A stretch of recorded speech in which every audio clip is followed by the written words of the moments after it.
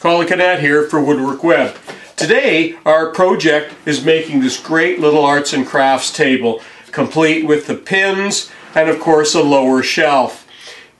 One of the features of this table is that we actually did a live edge top, and we're going to do this video in three videos. The first video we're going to show you the construction, all of the parts that we used and how we put that together.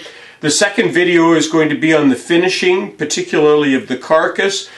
The third video we're going to show you what we did to prepare the top, including what we did for the live edge, and it's maybe something new to some of you. So let's get started in making this great little arts and crafts table. Now the first thing before any glue up is to lay out all of your boards and try and match them, and you may have to do some trimming on them. And this gives you a bit of an idea what the ends are. This board is going to need a lot of work because there's a big crack in here, there's a couple of knots, so it's probably going to need to be trimmed like that one. This one, the end, and you can see there's actually a little chunk right there out of the bottom, so that's going to need to be trimmed. This is going to be trimmed. There's some spalting on this one, so this board here is going to have to be trimmed down, and all of these boards need to match somewhat. Now in an ideal world, when you're gluing the boards together, if you're looking at the edge at the very end of the grain, in an ideal world we want to have the grain look like this, looking down the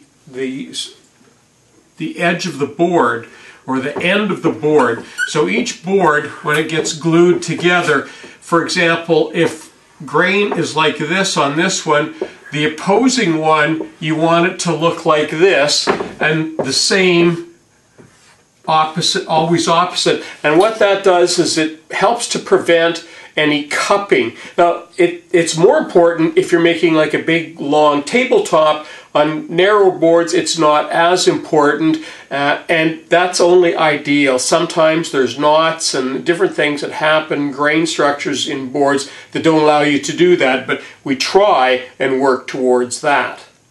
Now I haven't glued these boards together yet, and what I'm doing, I'm just doing a test right now because I want to see how good the joints are. So you lay the wood down in the clamps the way that you're going to glue it, and I'll often mark it, and you probably can't see these, but I've actually marked these boards here.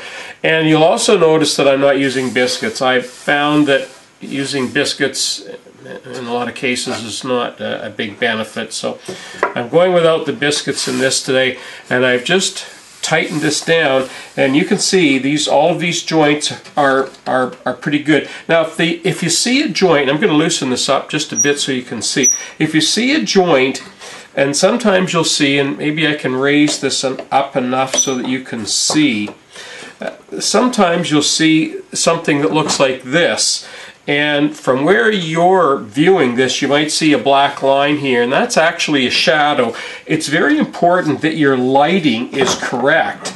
And in this case, my main lighting is coming from this area, so I'm not getting shadows, but you can get shadows that, depending on where the light's coming from, it can either mask where the wood's not going to be flat, or it can make it look like the wood's not flat. And I've just moved these up here. So what I'm going to do, and I'm going to do this off camera because it's boring, I'm just going to put glue on all of these joints, and then before I actually tighten the clamps down, I'm going to be moving the ends so that they line up, and in the middle they should be pretty close. So we'll go ahead and do that. While I'm finishing up, of course you do glue on both sides of the boards.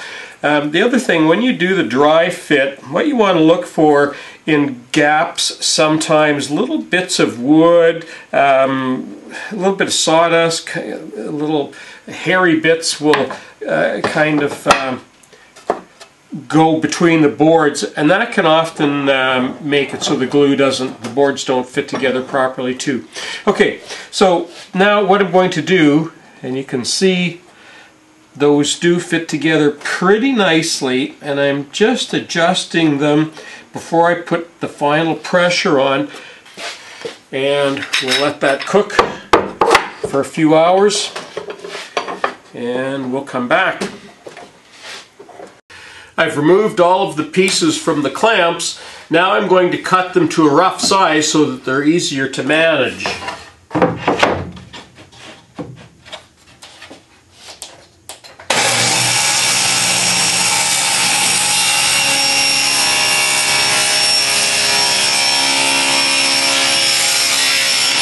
Now that I've got them trimmed to size, I want to take the glue off, and I've already taken the glue off the other side, and I just use a scraper for that. I've used a chisel in the past and it tends to gouge it, so I'm just going to use this full scraper, and you'll see how quickly it pulls the glue out.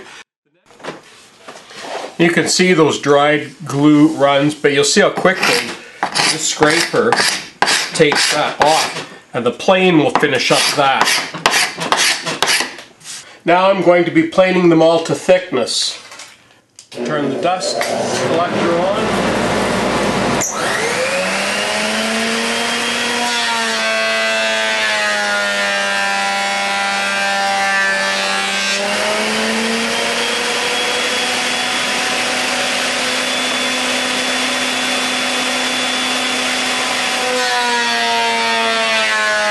Let's stop and take inventory of where we are now.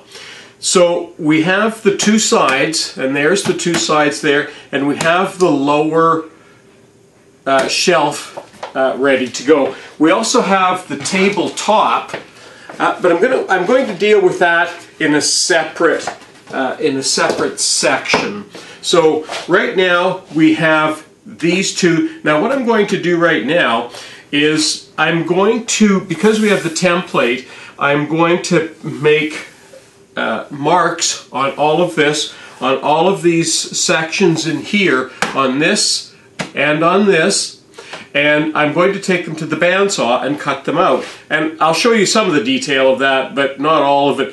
What is going to be interesting and what I am going to detail is how I cut this on the table saw by lifting the blade into this section here to get a nice crisp cut.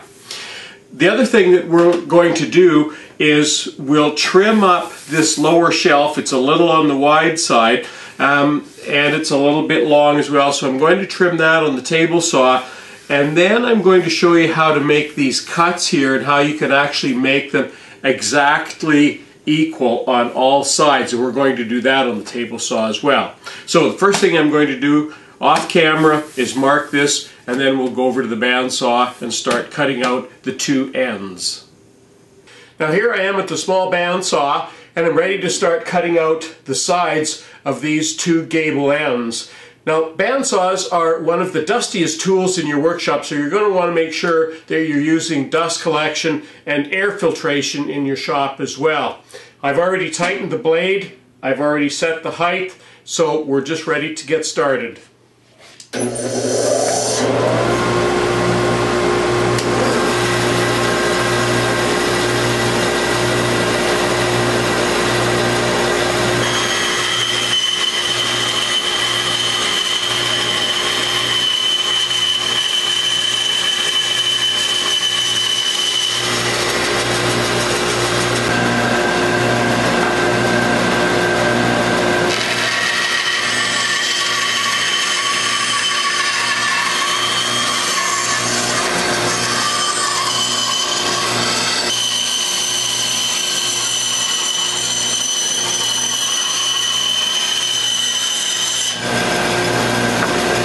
Now there's our bottom shelf, and you can see the markings on there. Now what I'm going to do, I've already set this. Now the neat thing with this, because everything is the same on both sides, I can cut this side and this side and this side and this side and make them all perfect, and the same with all of these cuts. Now I've already adjusted the fence to this side, and what I'm going to do, this is the top, and I have the back marked as the back. Now on the top, I can push this all the way through into the blade until I get to the end. And then I swing it around, and I can do the same thing here. Now where it gets tricky is when you turn over the back, you can't run to that end there, because what will happen is you'll cut past this area down here. So you need to mark that on your fence. And so this time when I'm on the back, I will push this through, and I've actually marked, and you can see that little piece of tape, and I'm running right to the end of that tape. And when I push that through this line, and when it lines up with that tape, it will have cut right to the end, right to that end of that line inside. And I'll do that on this side, and then I'll swing it around and do the same thing on that side. So that's how you cut that out. Then of course you do the same thing with this side. The only thing you really have to do is just readjust the fence for that extra width. So let's go ahead and make those cuts.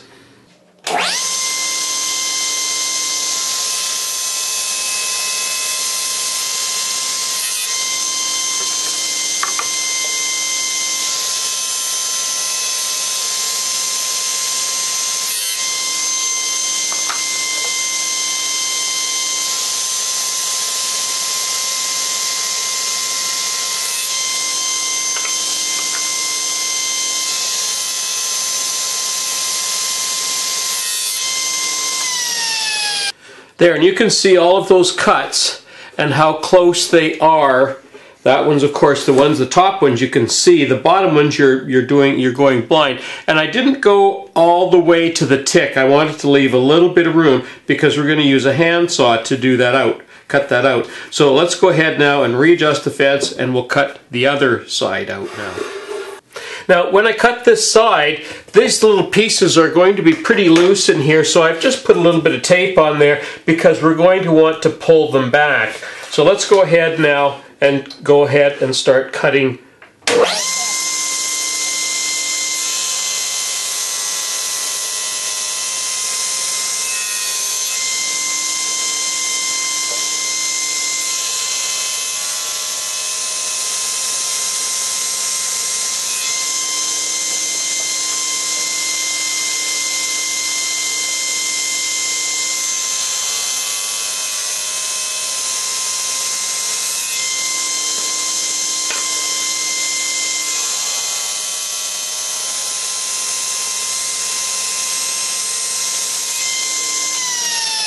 And there's those cuts, and you can see how close they are. They're just about perfect. And now, because we flipped this around end to end, all of these cuts are all identical. I'm just going to take this over to the workbench now and just take out, there's a little bit of wood in the backs of these that needs to be cut out, and I'm just going to use a very fine handsaw to cut that out.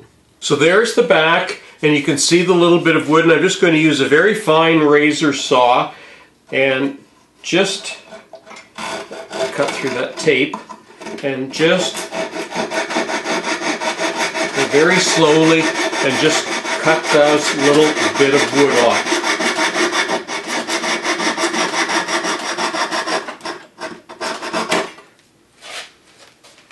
So there's that bottom shelf, and because we cut every corner out on the table saw, every corner is absolutely precision, so that when we put this together, it'll fit just like a glove. We're making some good progress on our little table here. Now, I'm working on the lower shelf right now, and you remember that the template, we did have some holes cut out, and we marked those on the table, or on this lower shelf, but they're not really well defined. So what I've done, I've taken my square, and I've gone ahead and reset these out.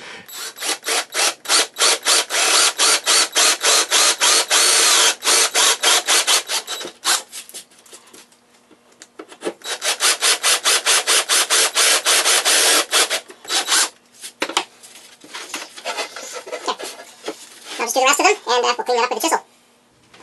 So there's the first hole. Now I just need to work on the second one. And working with a chisel, if you've never done that before, a good sharp chisel, you don't even need to use a mallet. It just slices right through the wood, just with a little bit of pressure. The next thing we need to do is to cut the slot for that lower shelf, because part of it sticks out the side of the gable. Now, I've done this before and I've done it wrong, so I'm going to tell you how I'm going to do it. First of all, I found the center of my saw, and I did that by looking down, finding the arbor, and I've marked it on there. Now, because this is 3/4 of an inch, what I want to do is I want to bring the saw up into the wood. And I've measured this saw. It's a 10-inch blade, so if I bring it up all the way, it's going to be too wide because this is only 8 inches. So I've measured the saw and I've decided that 12 complete revolutions will bring it up just about 7.5 inches, which is just a little bit on either side there. Now, when I do that, I'm going to turn the saw off, crank the saw back down, all the way down. Then I have this little spacer stick in here. Then I'm going to take the spacer stick out and let the gable go all the way back and do the same thing again with it right aligned in the middle, and wind it back up, turn the saw off, and wind it back down. And that will give me an exact 3/4 of an inch space in there, and it's going to be cut perfectly on either side. And right now I'm using a combination blade in here, which is perfect for the kind of work that we're doing here, where we're kind of ripping and cross-cutting like we did with the bottom shelf and with this one. So I'm going to go ahead and get that done, and we'll probably do this double time because it'll take a little while to do, but you'll see how the process works.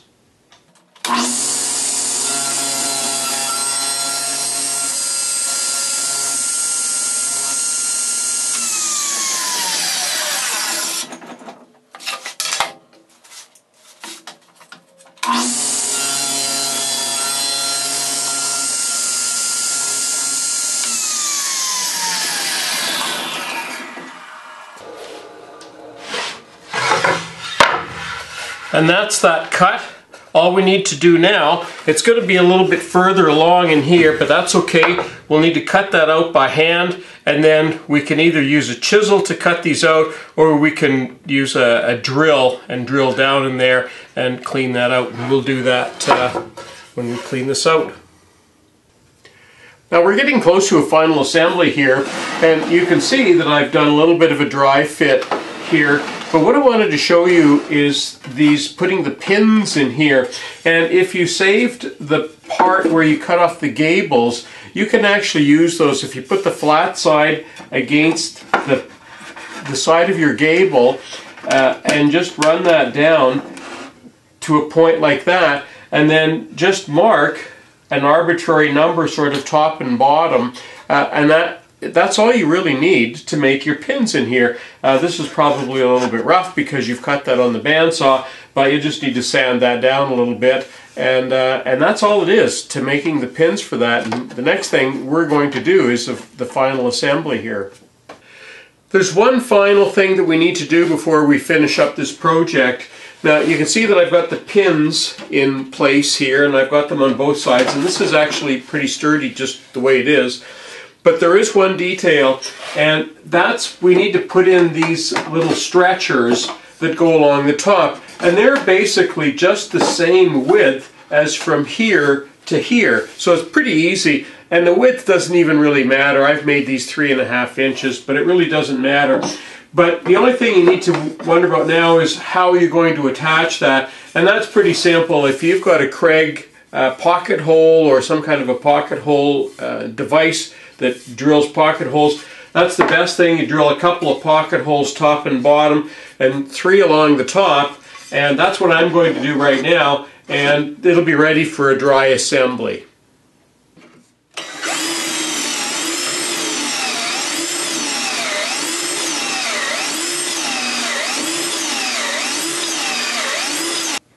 So there's our little table, and this is the Spin. I'm just going to use a piece of plywood to cross that. Then we can put it up on that and spin that around. So there's our little table, all finished, and you can see we've got the pins in it. Now there's a little bit of work that I need to do here because these pins aren't even. I like to see them even, so I just need to take a little bit more off this hole here. But that's what it looks like, and this is the dry fit. And there's the top that I'm going to put on this. And this is actually what we call a live edge top. And the next thing to do is the finishing, and I'm going to do a separate video on the finishing, and that's why I'm not going to put it completely together right now, is because I'm going to be doing the finish when it's apart. And I'm also going to do a separate video just on the top here and this edge treatment.